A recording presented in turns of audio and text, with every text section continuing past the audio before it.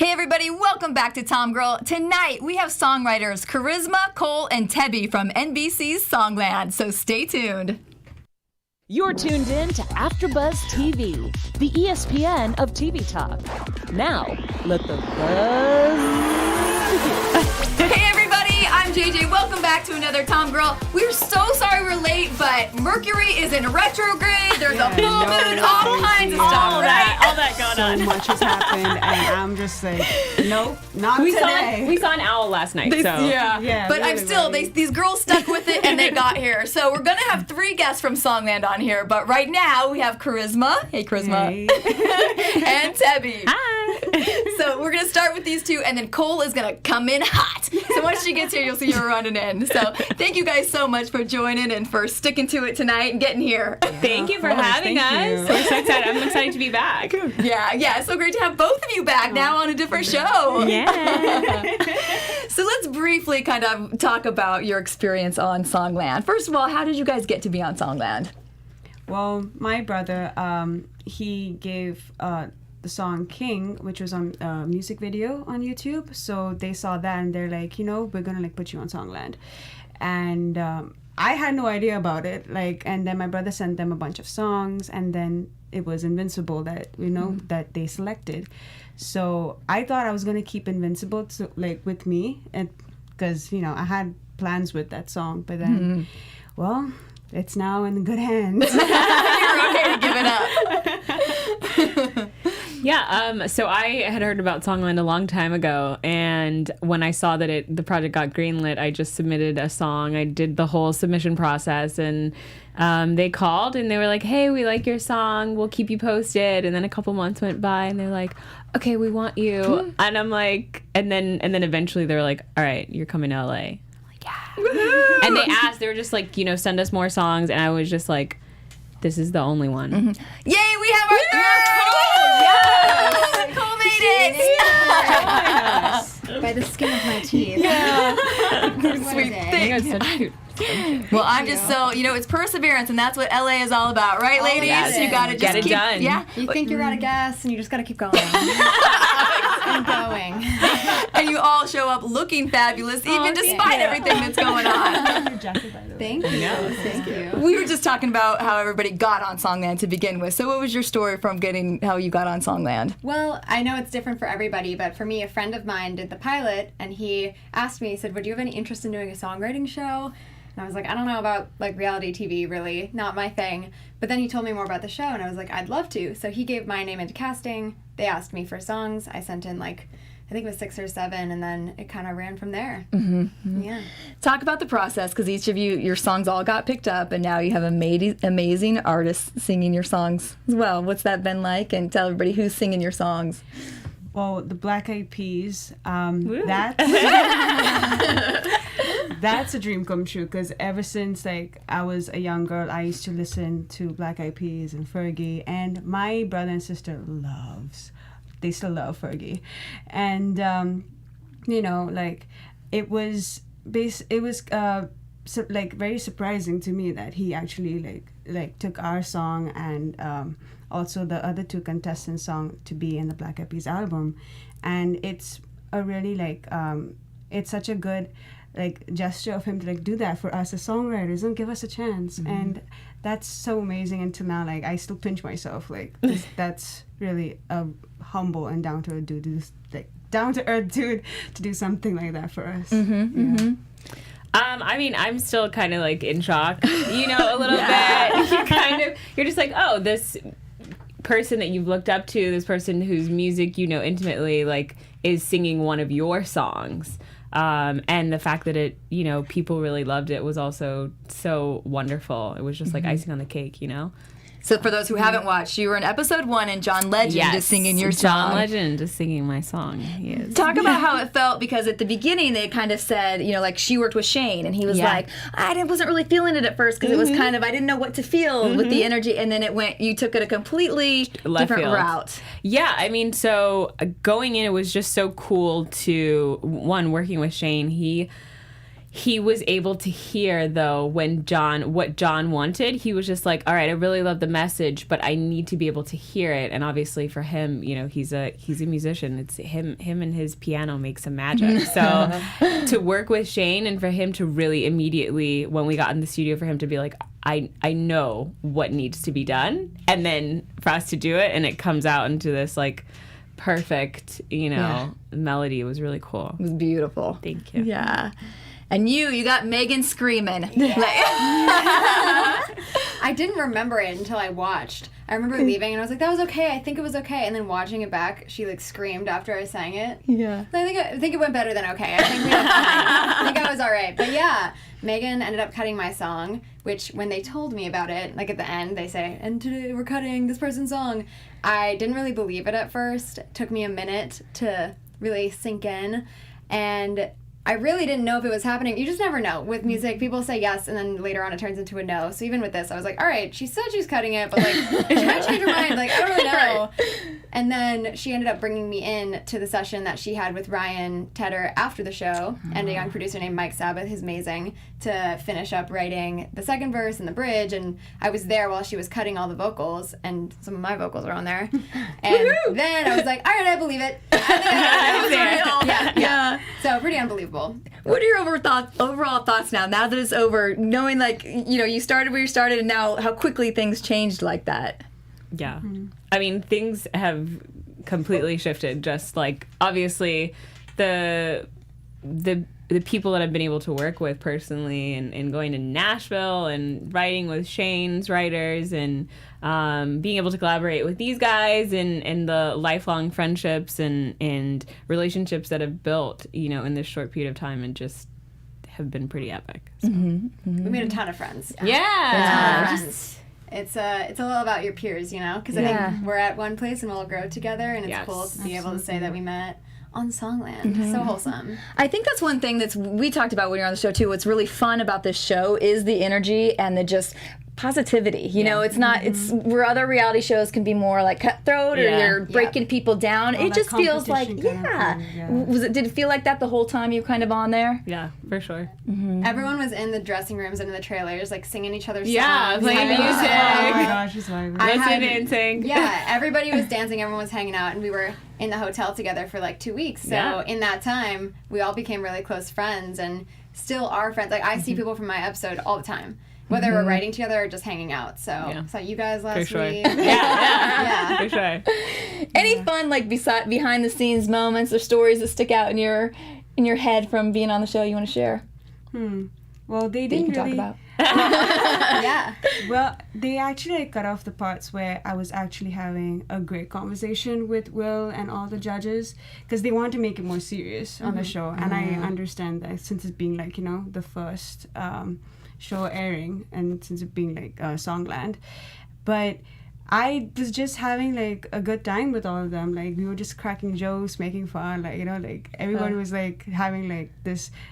I was just enjoying my time there, and I really wish I could go back and enjoy the moment one more time. Yeah. Well, you got everybody up out of their seats dancing and shaking. Oh, that. That was unexpected. I honestly didn't think for Invincible to be a somewhat dance song. And when I heard it in the studio with Ryan, and I was like, oh my God, wow, this is a bop. And so I was like, okay, I have faith in what he was doing, and so I let him do what he wanted to do with the song. And then I had to sing it and then dance. And suddenly they're like, oh yeah, I know that in that day, they're like, Ryan's gonna perform with you. I'm like, what?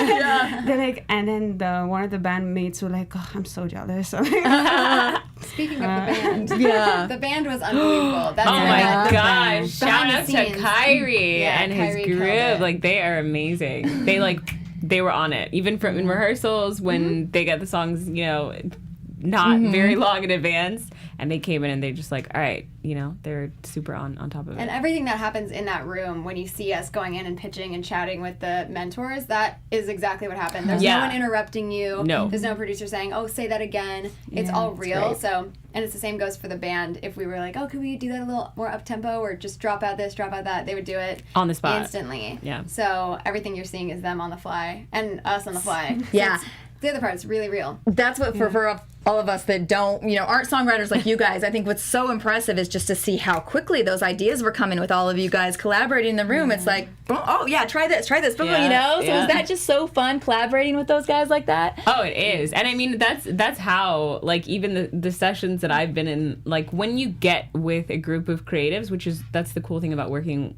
in a group as opposed to by yourself, when you get it, it's like, all right, if you get stuck, then somebody else has an idea. If somebody else gets stuck, so it's just this beautiful like sounding board. So yeah, but I mean, obviously doing it with Ryan Tedder, Shane McNally, and John Legend is a whole other ballgame. Pretty amazing. Yeah. Oh boy. So are you three? You all were on the show as songwriters, but now are you all mainly wanting to pursue being artists yourselves, or you want to do both, or what's the plan? I actually want to do both. I don't mind writing for other artists, especially my favorite artists and those who I look up to. And I'm also going to release my first EP. This Friday on July 19th. It's called King Elliot. And I'm really excited and also sentimental at the same time because my brother and I have worked so hard on this project. And to be able to like find my sound as an artist and what my music represents, I just don't want to be like another singer. I want to be like a role model in the industry, and that's always been my my goal and my mission as a singer-songwriter. Yeah. Same. I mean, I want to kind of, you know, come in and do the whole Julie Michaels thing. Like, I want to write for lots of people because I love writing, and there's things that I write that I probably wouldn't say, just like Esther. Yeah, I mean, I love the collaboration. I love bringing other people's ideas. And then there are things that are just super personal to me that I feel like I'm the only one that can say it. And so those are the songs that I'll release. Love it. Yeah. Same here. Yeah. I mean, I write in a pretty big range. Some days it's like more urban leaning. Some days it's straight pop. Some days it's left of center. And I really love working with artists. Being in the room with an artist is really cool because you're kind of digging into their mind, and there's nothing better than an artist being like, you said what I wanted to say, and you said it in a song that's so cool, and we did it like together, and that's fun. And then my own artist project is in the works, putting out some stuff in August, and that's all stuff that I heavily like co-produce or produce myself and write like all of it, because I'm like, I want this to feel like a journal, and then the other songs are, you know, more of a collaborative effort that I'm pitching around. And you have a song prior to Songland too that got like 2.8 million plays on Spotify. I listened to it today and it's in my notes. Move All Night. Yes. Yeah, it was with these DJs, Sunburn and Autograph, and it was just a song that came from like a 20-minute session that I had with Sunburn, and then a couple months later he sent it back to me and was like, these guys Autograph hopped on it, and it turned into this banger that I was like, wow, sure. Wow. And then they started playing it on their tour, testing it out. I sang it with them at the Palladium last year, or in December 2018. So, good times. What do you guys feel right now about women in the music industry, and how are you maybe planning to shake things up or put your own stamp on there? I can start. Well, the numbers are insane. Like, if you look at the Grammy Foundation, the number of female songwriters nominated for songs that aren't their own is minuscule. It's so small. And just like numbers of females on the charts is insanely small, and when it comes to the writing side of things. So all of us, this is why I love working with girls. I love writing with girls. So I always put out into the universe, like, put me in with girls so we can make music together. And on the production side of things, I'm 22, so I'm like on the younger end, but the goal is definitely to work up to the point where I'm like one of the female producers that people go to, because there's just not very many of us. And in that note, just teaching everybody I know, like, go produce. I think I told you, literally, in the trailers, I was like, she was like, I kind of want to produce. I was like, just do it. Download Logic and just start. So you're like, yeah, I can teach you. And then I didn't, but you learned yourself, which is great. That's so awesome. You don't need me. I mean, I totally agree. I think universally there's this beautiful like uprising of female awesomeness and confidence, because I I think it's us, like, not necessarily being confident in ourselves, or, you know, women are a little bit more shy sometimes or whatever. So it's just this beautiful wave of like, hey, I'm here. I can do this. What's good? And I feel like that energy is just permeating. So we're connecting with each other. Where even when I went to Nashville, the writers that I wrote with were female. And one of like Shane's like proteges is a female. So it's like just keeping that energy going and finding, like you said, finding ways to continue to connect with each other. So we have a support system as we move forward. Do you also feel, and don't put words in your mouth, but also kind of a release of like not being afraid to fail anymore and being honest and really speaking your voice instead of censoring it? That's so important. And people like throw around the word authenticity a lot, but I think that the world, again, like it's never just in a small, like you see it in small portions, but it's because it's a part of a bigger movement. And I feel like people are more okay now with being honest, and yeah, there's like the fakeness, but there's also like this energy of people just wanting to see real stuff, like what are you really going through, because then you're able to connect with somebody so much better if you show like, hey, I'm just trying to figure this out. Oh, me too, but that means that I maybe can if you've gotten here, you know. So for sure. Thank you. I'm gonna put you on the spot. Yeah, what she said, like, I relate to that a lot, because a lot of us are just so we always hide behind the curtain and not want to show or reveal our true feelings of, you know, of who we are or what we're going through.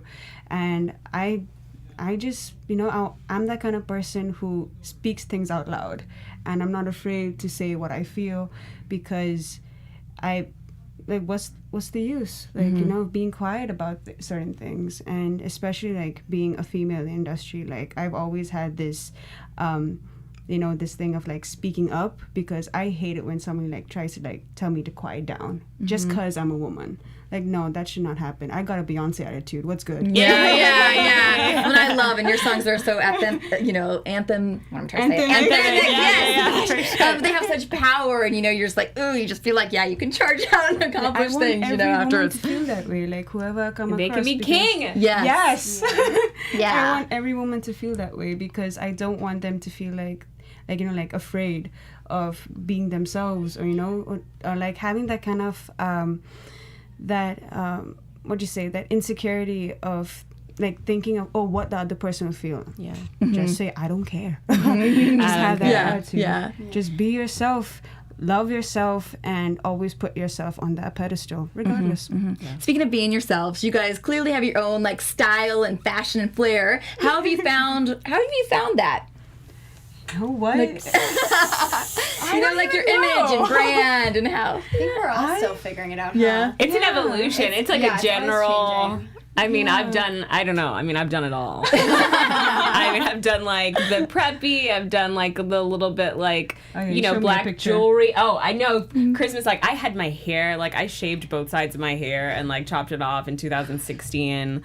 Like I did it all. Like, and I'm still, you know, I'm still kind of evolving, but I feel more. I think I'm the oldest one here, so I feel like a little bit more settled in my image. Yeah, I just try to find cool jackets and wear them. Jackets and shoes go a long way. Yeah, especially in LA. Can I just note that I moved here 2 months ago, and for 2 months I was like, I'm not getting a jacket because it's the summer. And I shouldn't need a jacket. Yeah. And then I just resigned that I probably need a jacket. Yeah. Welcome. So you're from California. Yeah. You're originally from the Bahamas, Miami, now here. Yep. And you're India, and now here at 16. Wow, I'm so boring. Oh, no, we're not. No, you're not boring. I know we don't have much time because we're jamming this in quick tonight. Oh, yeah. But talk about just kind of, I guess, going from where you guys came from to now being in LA, and maybe how you've evolved or changed, or what your past you bring today. Trying to get that question out quick. It's been a wild journey for not only for me but for my brother as well, because we came out here with basically nothing. We try to like do everything from scratch and, you know, like start a new life, especially here in the States. And it's also difficult being a foreigner. And also like doing this in the music industry, like a lot of us have told us it's gonna be hard, or you better come back. And my brother and I, we've always had that hustle mentality. And we're just like, we're not giving up. And I was like, no, we're not giving up. We're going to do this. And I feel it in my gut. Something great is going to happen. And we're going to make our family proud. And also like my Indian homies proud. Because it's always been that in my head. And so being here right now, talking to you and being with these wonderful women, it's just a blessing. And I'm forever grateful, and thank you for having me and us on the show. Thank you guys for coming. Thank you. Yeah, I mean, agreed. Like, I think that in life, if you don't have that mindset of like, I'm going to do whatever it takes to reach my goal, and with the understanding that it's not always going to look the way that you have it planned out, because if I had it in my 12-year-old mind, I would have been in LA 16 years ago. Like, you know, it's always been my dream. I've always wanted to do music, and I've always wanted to do acting, and it was just kind of like almost always there, but never quite.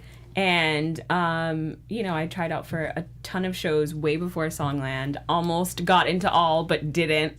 But I kept going, because I think that as long as you have your general goal, like something that you're working towards, the journey will look like this, but you got to keep your eye on the prize and keep moving, and you will eventually. Yeah. Same deal. Like, you never know when it's going to happen. I've written hundreds and hundreds and hundreds of songs for years at this point. I've been writing since I was 11, and I didn't know that this one would be the one that would open up this kind of door, but I'm very happy it was. I didn't know. It's just funny. You just don't know where it's coming from. So especially in the creative world, you just have to keep creating. Yeah. Because that's when opportunities, or like when someone asks, what do you have? You want to be able to show them, this is what I got. You don't want to be like, well, I need to make the thing now. So you just never know when it's going to come knocking. And so just be prepared when it happens, right? Yeah. Be ready. Yeah. I think you made a great point, too, about it looking like this. I think so much we all want to plan, and we want to be at a certain point at a certain time, and it just doesn't happen. It doesn't happen that way. But it's crippling if you let that, then stop. I can't do anything. Right. I can't do anything. If it's not going to look perfect, then I'm not going to do it. Which is dangerous, because, you know, what is it, John Mayer? Beautiful messes. Where, so just about at time, tell everybody what you are up to now, where they can find your new music, follow you, all of that. Well, we have a snippet of yours quickly here. Yeah. Let's play it while you talk. Okay. I'm releasing my EP this week, and we've been working towards that even after Songland. And Trains is an interlude to my EP. And this song talks about being in, being in a journey or being in a kind of relationship. You don't know where it goes, so you're just in this train, and you do not know where it's going. It's just taking you, but you don't have to have no expectations about it. So that's what the song is about. And I have a show coming up on August 9th at the Peppermint Club.